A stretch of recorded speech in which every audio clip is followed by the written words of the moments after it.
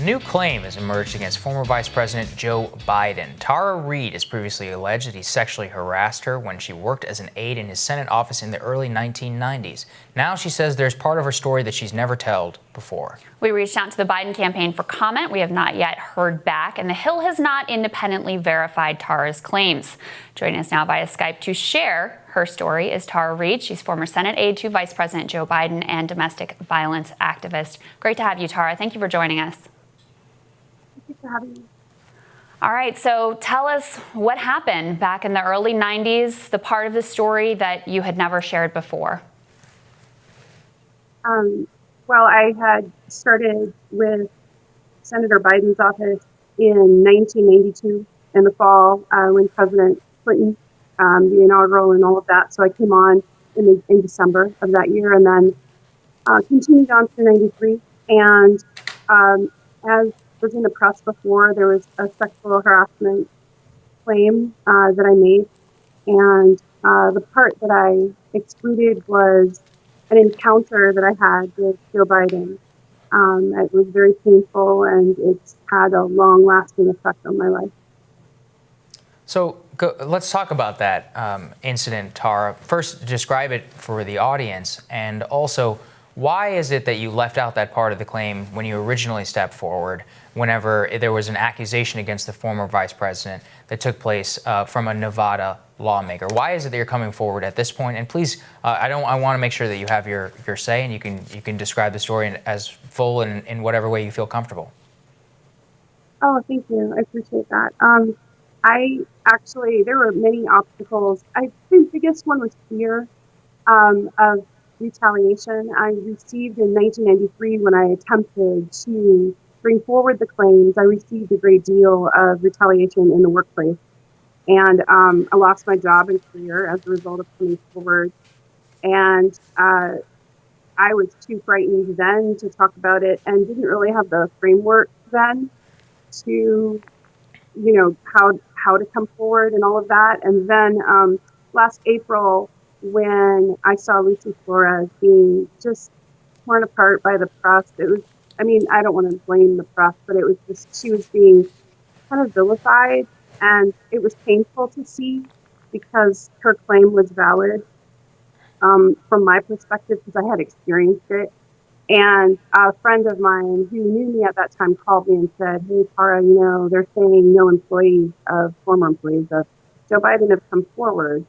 And I said, "I know." And I decided to come forward about that portion. And then as soon as I did, a couple of reporters from national outlets called me, but by then I was already getting smeared on social media, and I'd gotten some threats by phone.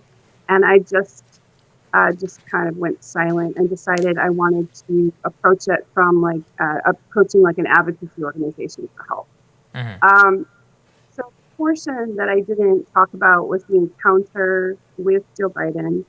And it was after he had said some things about wanting me to serve drinks to donors, that he thought I was pretty and had nice legs and things like that. And we didn't really have that many. There was no relationship. There was no flirtation or anything like that. He just made it clear he liked me. The scheduler told me that he did as well. And it was strange. But anyway, I was doing whatever I was doing in the office. And the scheduler came in and said, Joe wants you to bring this to him, hurry.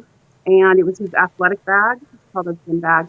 And so I was carrying it, and this is where I want to be really frank with you and everyone. I have worked so hard to not remember this anymore, that now that I've talked about it, I only shared it with a couple of people when it happened at the time.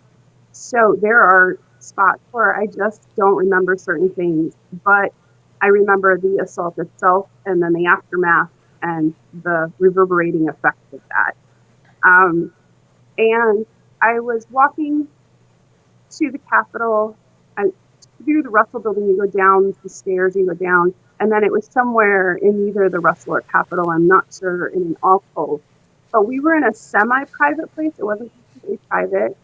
He was at first talking to someone. They went away, and then he said, "Come here."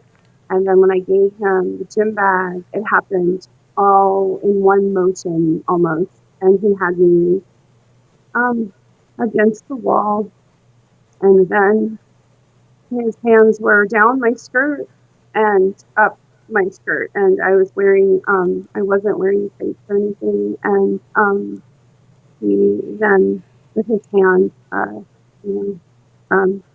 went from there and entered me with his hand, and as he was trying to kiss me and saying things to me. So when I tell you what happened, it's hard because everything kind of happened at once, but there were incremental parts to it. Mm-hmm. And meaning he was trying to kiss me and I was pulling away. And what I remember of that time is feeling really shocked, surprised, because there was no real conversation right beforehand.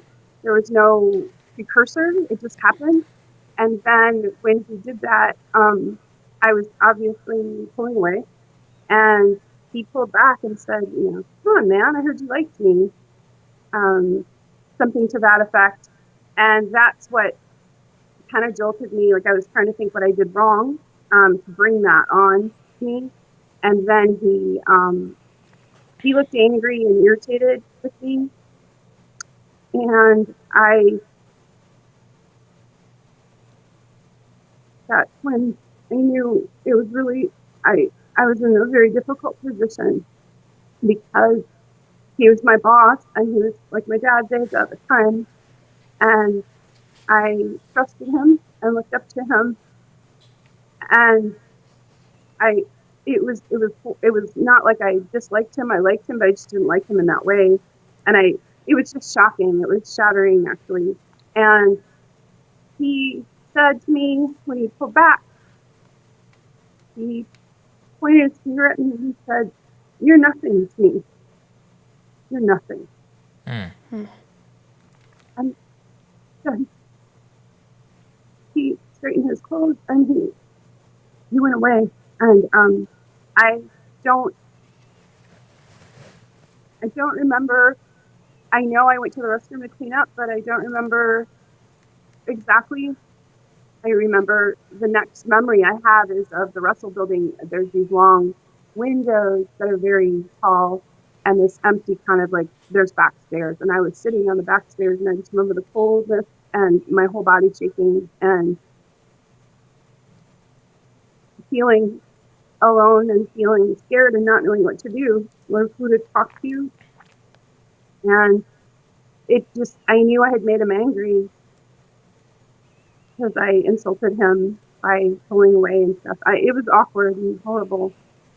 So I called my mom later. I went home and she was furious, and she said she educated me about sexual assault. At that time, I really didn't look at it as a sexual assault. I thought I felt like I put him in a bad position. It's strange to say, but I felt like I did something wrong because after I was told to like serve the drinks and I wouldn't, the scheduler said things like, "You need to button up more. You need to dress less provocatively." And I was in my 20s and I just dressed in pretty much business clothes. So I was confused by that. And my mother described that as retaliation. And she was kind of explaining to me what was happening. And I wasn't aware of how this worked, in that kind of Right. pattern. And so when I called her, she said, "I want you to make a police report." And I said, "Mom, who do I call? It's the Capitol Police. Like, he's the most powerful, one of the most powerful people in the world. He's chairman of the judiciary. There's nothing I can do. And there's no one saw it, I don't think." And she said, "You need to march into the office lady to make a sexual harassment claim." And she was like, Tony and we argued about this. And it was after the incident that I did make a written claim outside the office because I had tried to follow protocol with the sexual harassment, and just how I couched it was in terms of I felt uncomfortable. And I went to my supervisor, and I don't know if it's okay for me to say the names of the upper level supervisors I went to, but there were two. Yeah. And they were in upper, yeah. That's understandable. And so, Tara, just to be clear, you filed a claim that's been reported before about essentially sexual harassment in the office, but this claim wasn't part of that. However, in addition to your mom, you told a couple other people at the time about what had happened to you. Can you just speak to that? I did. I told my friend, and I don't want to say her name on the air, but she was a close friend who's in Kennedy's office. And she talked with me about it, kind of helped me process it. But also, she was kind of as clueless as me as to what to do. And we were more just kind of around safety. And then it was sort of like, okay, how do I maintain a job or get a different job? And this is, it was sinking in that I was obviously not going to be able to stay there. And it was soon after that I was put in a windowless office. And my supervisor of the interns was taken away, and I was not allowed to have other contact with staff, and I was told to find a job within a month. And to be perfectly clear, I did not report the sexual assault to my supervisor. I had started to tell her in a hallway. We were talking and tried to, and she shut it down, and I don't know how much of it, but she kind of was acting like she knew the direction I was going. It's hard. I don't want to, project something. So I don't know. But I did not.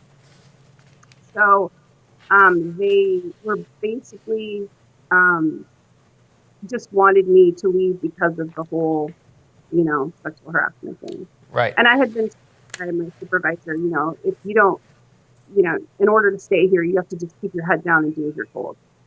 Tara, of course there's going to be questions that arise. Is there a political motivation to this? So we have to ask you, is there a political motivation to coming forward at this point? Who do you support in the presidential contest? Is it Joe Biden? Is it Bernie Sanders or Elizabeth Warren? If you could just be as clear with people about that aspect, which is going to arise as a question at this time. Yes. I have no wish to be part of an election debate or being a political football with this. My purpose of coming forward was not sensationalism or any kind of, there's definitely no gain, that's for sure. The only possible justice for me is simply to have the silence lifted and to have this stop being a secret. As far as politics go, I'm a lifelong Democrat. I voted for Hillary Clinton in 2016. I voted for Barack Obama back when Joe Biden was his vice president, and I did not come forward at that time because my daughter was little, and it just wasn't a consideration. I'm very pro Barack Obama, and he's a great president, and it just wasn't. I wasn't going to do that and bring that publicity onto my family. And the reason why this time was seeing in April the damage that was happening to Lucy Flores and other women that came forward. And then also my daughter is now grown up, and I want that generation, your generation, to be able to be in your workplace and be safe and be able to talk about it if your boundaries are crossed and not be, retaliated against. Mm-hmm. So I was supporting with this election. I was looking at several candidates because there were so many really talented Democrats, actually. I looked at Yang, I looked at Elizabeth Warren in particular, and I was very taken with her. And then now, of course, I would vote for Bernie Sanders. I'm obviously not going to vote for Biden. And I want to address this really clearly because I've been getting messages in my inbox asking me to form a friend saying, should I not vote for Joe Biden? And I don't want to be part of that conversation. How people vote is a very personal decision. And Joe Biden I worked for him for a reason. I believed in him. And this is where it's hard because many things can be true at once. He did really good legislation and had brilliant legislative staff. So they did wonderful things. And but I can't personally vote for someone else again. So that's not going to happen. So. Tara, yesterday we had Ryan Grimm with The Intercept on, and he had reported on a story about how you had gone to Time's Up, which is an organization which is meant to support sexual assault survivors and told them about this claim, and they refused to sort of help provide you legal assistance. Now, they say their defense is that they're a 501c3 organization. They say assistance was never denied, but that they were concerned because your claim involved an elected official that it could be seen as electioneering and could jeopardize their nonprofit status. I'm just wondering your response to that, but also what was your experience like, not just with Time's Up, but trying to get this story heard? Because I think that's an important part of people understanding why it is that you're coming forward right now at this moment. Okay. I've actually been out there trying to get my story heard for months. I decided to tell the full story. It wasn't getting picked up by any news outlets, so I went to Kamala Harris, I went to Elizabeth Warren, I went to the different, and I emailed them just and intimated there was something more to the story and to please get back to me, and I never received a response. Elizabeth Warren sent a form letter telling me to contact my local representative. And I understand it's a campaign year and they probably didn't want to deal with it. So then I saw Time's Up, and I applied. You go through a process of applying, and they have funds for people who need them for legal help or for PR. Like, as you know, what happened to me last April, I was smeared on social media. They have lawyers that help prevent that so that you're able to safely come forward. They were very gracious at first and did their vetting part, whatever that is, and then accepted my case, sent out a narrative about what happened to me to lawyers to do what they called a conflict search. So they had no conflict of interest. And they gave me a list of lawyers. So then I pursued that. And then each lawyer rejected it, saying there was a conflict of interest. But they only did it after they heard what the story was. So that was a little disheartening. And then when I went back to Time's Up, I was talking to the program director. She was, again, very gracious, but she said they could not provide me funds for the resources to fund this because it put their 501c3 at risk. And they put that in writing as well. And then I had 2 conversations with the director and the program director. And they said it was too political, and it was Joe Biden, and it was a presidential race. And their organization didn't want to be seen as biased, which I understood. But then I said to them, well, where does that leave me? I can't help who did this. Like, where do I get help? And there was no real answer to that at all. So. Well, and Tara, the last question I have for you is just about, I know that one of the things that's been leveled against you is that you're a Russia supporter based on a 2018 blog post that you've written. I think it was in defense of Russia regarding the Mueller report. I want to give you an opportunity to respond to that and some of the accusations that have been leveled against you. Okay, first, I did not read the full Mueller report, so I wouldn't respond to that. I was writing a novel called The Last Snow Tiger, and I was in a writing group, and we basically just read each other's writings and poetry. And I had a poem that went with the novel, and I was immersed in sort of the Russia history, but more towards like the 80s and 70s, and then leading up, right? So I was watching like a lot of Oliver Stone, reading Noam Chomsky again, and then also watching him on Democracy Now! About Putin, and then and then a friend of mine who's a Russian American who is not a Putin person, but not political at all. She's just an artist. But she was just saying she was receiving a lot of negative feelings and people making negative comments now. And she lives in Northern California, and it was really making her sad because she considers herself an American citizen. And I wrote, those blogs, and I consider them as misinformed in the sense that, Putin is not someone that I would support. He took away the rights of domestic violence victims and things like that. So that's not my position at all. And Putin wouldn't appreciate me as I'm a liberal feminist vegan. I'm like the antithesis. Of anything that they would want. But further, it was just silliness, and they pulled things out of context, and then I've seen a couple posts that aren't mine. Like, I don't know, they have my name and stuff, so that's kind of weird. But I don't know how all that works. So I but no, I do not support Russian leadership at this point, knowing what I know.